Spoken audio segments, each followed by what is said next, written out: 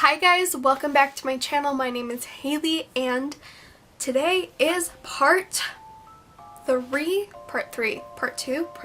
I don't know, of our London adventures as a spoonie in London in a wheelchair with medications and IV supplies. Me and my family just got back from a month-long trip to Europe. Unfortunately, the footage I had vlogged was lost because we had our hard drive stolen on vacation. So I am still sharing because I want to share. Anyways, I have pictures and I have Instagram clips and I'm just going to narrate it all for you guys. So let's get straight into the video.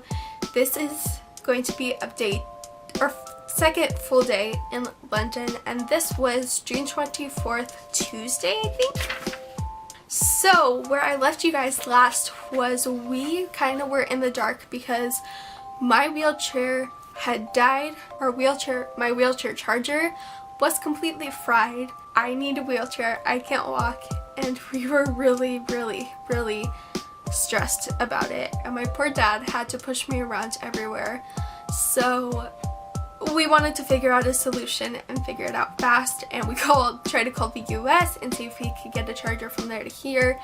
And then my dad was able to finally find a place in London or outside of London, I'm not quite sure where it was, where they sold wheelchair chargers for my make of wheelchair, and he was able to go on a train and get that. And while we did, that wasn't in the plan, I'm just grateful we were able to find a place with a wheelchair charger. So we got the charger, but because we wanted to sightsee and because it took several hours for my wheelchair to hold a charge, my dad ended up pushing me around London more. So I had power for a little bit, so we made our way on to the bus to Westminster Abbey, which I will start putting pictures here, which is absolutely breathtaking. It is beautiful. It is a church where a lot of royals have gotten married, the coronations, and it was so cool to be able to see that in person. I couldn't take any pictures or videos inside, but the inside was just so unbelievable and so beautiful. And once we got there, we didn't even realize it was a burial ground as well. I wasn't really familiar that quite a few churches in Europe actually have people buried there. I don't know why, I just never knew that.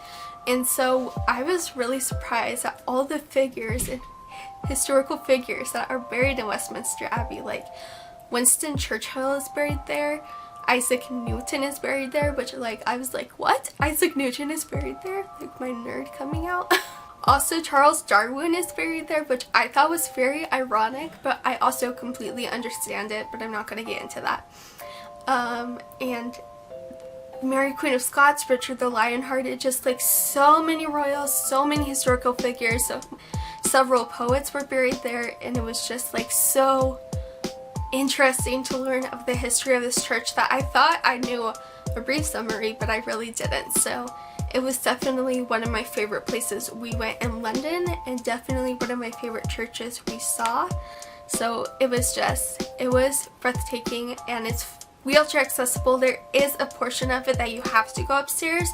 However, that is a relatively small section compared to the whole church. The rest of the church is wheelchair accessible, and my dad was pushing me through there, so it is possible for a manual wheelchair as well. So I highly recommend it even if you're not in a wheelchair, but if you are in a wheelchair, I 100% recommend it. So right here is when things start to get a little hazy. I don't remember the exact order these things happened in, but the same day we went to the Lego store in Leicester Square because my little brother Justin really wanted to visit it. It was one of the only things he wanted to do in London, and we were able to go. And I will post the picture here. There was a Lego figure of William Shakespeare, and I think a guard, I can't remember, made out of Legos, obviously, and we took a picture, and that was fun. Yeah, they had a London Eye made out of Legos, Big Ben.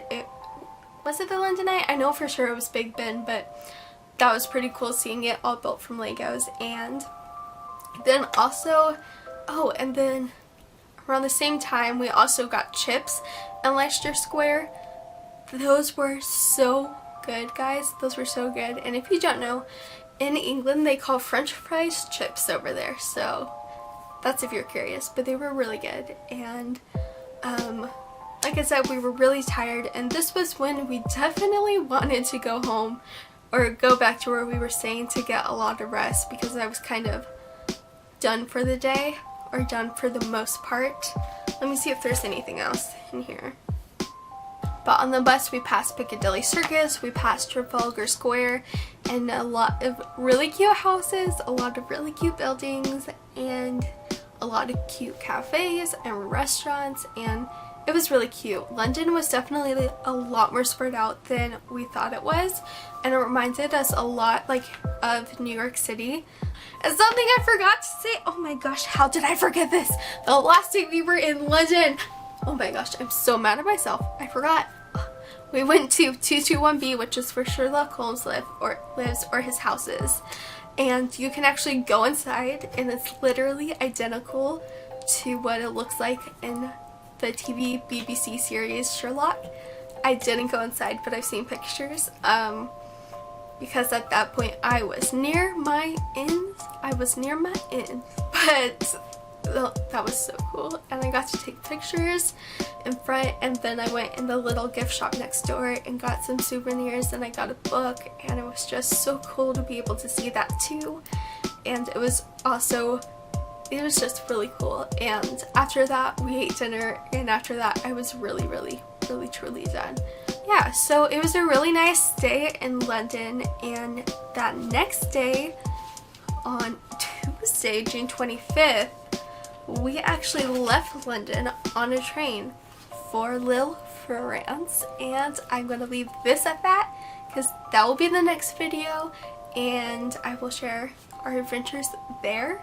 But yeah, so that was kind of our London adventures, and it was so fun in London. It was so cool. We were exhausted a lot of the time, and we definitely paced ourselves. And something that I want to stress is that we all made sure that I was pacing myself, and while this whole trip was pushing it, and every day I was pushing it to the max, I would get to the point where I'm like, you know what, I need to lay down. I might not feel right in the second, but in 10 minutes I'm going to. So I think preparing yourself to pace yourself, to also, we had things we were going to see, and then we had things we really wanted to see. For example, the things we were going to see was Buckingham Palace and the TARDIS. But everything else was like, we do what we can, and that's going to be okay. And we just accepted it, that hey, we wanted to see the London Bridge, and we wanted to go by the Tower of London at least, and we wanted to go closer to Big Ben, but we didn't have time, one, and two, we were just physically and energy wise couldn't, and I think that is more than okay. And definitely don't get upset with yourself over how your body reacts when you're traveling and the amount of stuff you're able to do. And something I forgot to mention also, which was like, I don't know why I forgot, but our first full day in London, that my dad surprised us. Yeah, my dad surprised us, me and my mom and brother, with a gluten-free bakery called Beyond Bread, and I got some cake, and it was so good. It was so good. I definitely only ate as much as I could, which is not a whole ton, but it was so good and so worth it. And it was a really nice surprise, especially because we weren't expecting it. Yeah, so that was our adventures in London, and it was so fun. So thank you guys so much for watching, and after this clip I'm gonna put a bunch more photos, so I will see you on my next video. Bye guys.